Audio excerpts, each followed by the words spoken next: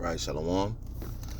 I want to start off by giving all praise, honor, and glory unto Yahweh, Ba'ashim Yahushai, Ba'ashim Rakakodash, double honors unto the apostles and elders of Great Millstone that taught me this truth through the Holy Spirit, and a sincere peace, blessings, and salutations to your Akim across the four corners of the earth that are pushing this knowledge and truth and in sincerity. It's the brother Barzal for the GMS Arizona Camelo as well, with another quick lesson to edify. In this lesson, I want to go through Isaiah the 14th chapter, all right? Because it speaks about how the Lord is going to recompense the other nations, that came against us, and how basically he's gonna take down the king of Babylon, which right now we're living in mystery Babylon the Great, which is America. All right, the scriptures refer to America as Babylon, refer to America as the great whore that rideth upon the beast, spiritually Sodom and Egypt, Nineveh. Like, America has many names, all right, but ultimately the enemies that came up against us, these other nations that have been confederate against us, eventually the Lord going to take them down, and Israel is going to be restored back into power, and these other nations are going to be captives under us. So right now, these nations got us in a position to where we're the borrower, they're the lender. We're a mockery and a reproach unto them. But eventually the Lord is going to turn the tide back in our favor. And it's already happening for the very fact that we have this truth, that the Lord has given us this word, this knowledge, this wisdom, this understanding of the scriptures, so that we could be equipped with a way back to him through Yahweh Shai, all right, through the word, so that we could, get our kingdom, because the way to get back to the kingdom and out of the captivity that we're in currently is through Yahweh Ba'ashim Yahushai. So it says, starting at verse 1, it says, "For the Lord will have mercy on Jacob and will yet choose Israel." All right, because Israel, you so-called blacks, Hispanics, and Native Americans are the chosen people of the Lord. It says, and set them in their own land. All right, so the Lord is going to set us in our land. It's not going to be a Balfour Declaration. We're not going to, fly from planes from all across the nation where we've been scattered and everybody going to pull up at the same time on a predetermined date. No, the Lord is going to gather us by way of the chariots, the second coming of Yahweh Shai. Hey, that's what it's about. It's about destroying these kingdoms currently ruling the earth, and about gathering together the elect from the four winds. All right, and he is going to set us in the land. It says, and strangers shall be joined with them, and they shall cleave to the house of Jacob.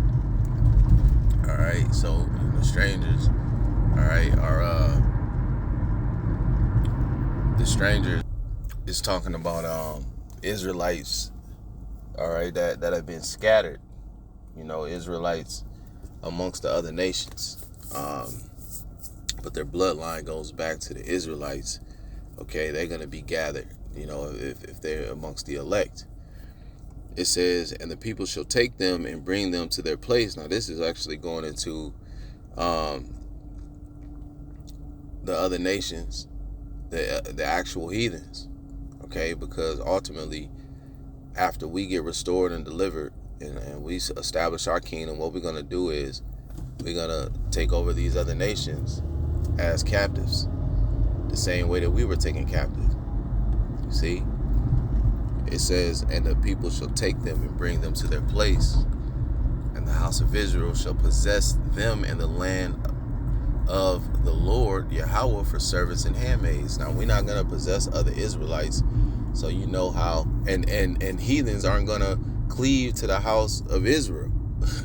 So it's talking about strangers, those speaking of Israelites. But then when it says, and the people shall take them, now it's talking about heathen nations. All right, because we're not going to be possessing our own people for servants and handmaids in our kingdom. That's just not going to happen.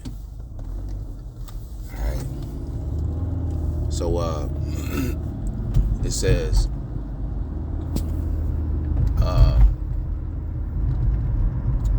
and they shall take them captives, who captives they were. All right. So we weren't captives to our own people. We were captives to these heathens. We served in the Babylonian captivity. We served in the Assyrian captivity. All right. We served. The Romans had power over us. We now we under Esau, Edom here in America. These other nations have held us captives. So that's what it's talking about. It says, and they shall take them captives, whose captives they were, and they shall rule over their oppressors.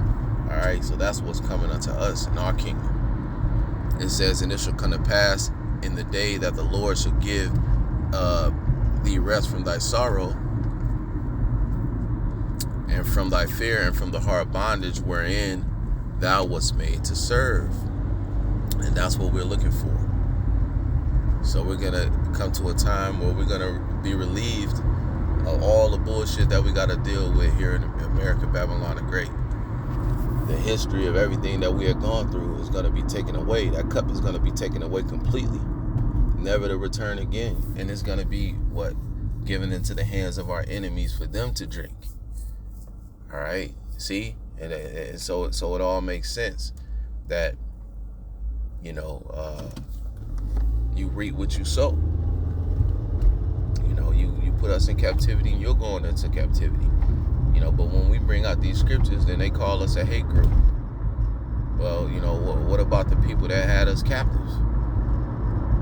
Why are they not labeled? Why do they get to just roam the earth freely and live deliciously off the fatness of the land? So we gonna continue to make our face hard against theirs and bring out this word and stand stiffly for the witness of Yahweh Shem Shai, regardless, because we were commanded to go and to tell these other nations of their judgment. It says that thou shalt take up this proverb against the king of Babylon, say, how have the oppressor ceased? The golden city ceased. The Lord hath broken the staff of the wicked and the scepter of the rulers. He who smote the people in wrath with a continual stroke, which these Edomites have done unto us. He that ruled the nations in anger is persecuted and none hindereth. All right, because when the Lord starts bringing forth this judgment, there's nobody that's going to be able to turn it away. The whole earth is at rest and it's quiet. They break forth into singing. This is good because this devil is violent. There's no peace when you got a violent man that's in rulership. What do the scriptures tell us? In John 10:10, it says, the thief cometh not but to kill, steal, and destroy. And that's exactly what the devil has done, and he's done it wonderfully. But that's ultimately what the Lord created him to do. Verse 8 says, yea, the fir trees rejoice at thee, and the cedars of Lebanon, saying, since thou art laid down, no feller is come up against us. Hell from beneath is moved for thee to meet thee at thy coming. It stirreth up the dead for thee, even all the chief ones of the earth. It hath raised up their thrones, all the kings of the nations. All they shall speak and say unto thee, art thou become as weak as we? Art thou become like unto us? All right, these other nations are starting to realize that America, man, isn't that, the power that they once had over the nations. The playing field has become more level.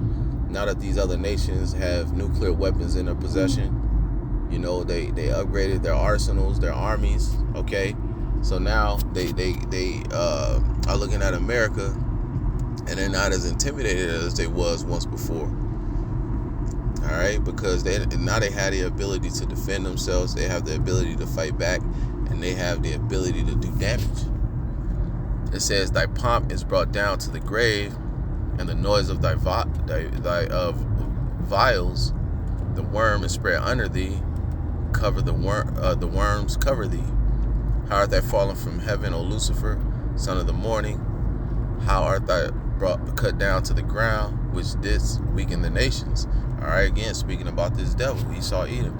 Lucifer, this means light bearer, because he holds himself up in high esteem, like, he's all knowing, like he's some God, like he is wise above everyone else. And so but this devil is falling, man. There's a scripture that's talking about his wisdom perished in teeming, because you look at the way that this devil deals and how foolishly he deals, and it just looks like, hey, there's no wisdom. All right, so this devil went from this high pomp, haughty place, and he's fucking falling. Okay, we in the midst of this right now. They got niggas like Donald Trump that they, worshiping and holding in high esteem, like he's some great man. That he's a straight dumbass, man. He's stupid as fuck. He don't know anything. Got a glue on toupee, skin orange as hell. He's a weirdo. Be making sexual references about his own daughter, and this is their guy. These people need to be taken out of power. All right, it's like we read, the whole earth is going to be at rest once these devils are removed from the power seat. The nature wants this. The animals, the plants, the trees. The whole world needs this. But hey, the Lord's gonna let him who letteth until he be taken out of the way. And we're coming into the time when the Lord getting ready to take this devil out of the way. Call Lord Habashim Yahshai says, for thou hast said in thine heart, I will ascend into heaven. I will exalt my throne above the stars of the Most High. I will sit also upon the mount of the congregation in the sides of the north. I will ascend above the heights of the clouds. I will be like the Most High. There you go. And that's this man's attitude. He believed he is God. And that's nothing but pride, because the Lord put him in the position that he's in. The Lord gave him the technology that he has. And the Lord is in full control of this fucking man. He's using him to punish us, and then ultimately he's, letting him build up his pride just so he can show his power when he take him down. So this devil is just a piece in the Lord's, just an extra in the Lord's movie, a character in the Lord's movie that's playing his role to a T. Verse 15, yet thou shalt be brought down to hell, to the sides of the pit. They that see thee shall narrowly look upon thee and consider thee, saying, is this the man that made the earth to tremble and did shake kingdoms, that made the world as a wilderness and destroyed the cities thereof, that opened not the house of his prisoners? All the kings of the nations, even all of them, lie in glory, every one in his own house. But thou art cast out of the grave like an abominable branch, and as the raiment of those that are slain, thrust through with a sword that go down to the stones of the pit, as a carcass trodden under feet. Thou shalt not be joined with them in burial, because thou hast destroyed thy land and slain thy people. The seed of evildoers shall never be renowned, man. And that's what I wanted to get.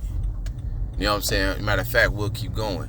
Verse 21 says, prepare slaughter for his children for the iniquity of their fathers, that they do not rise nor possess the land, nor fill the face of the world with cities.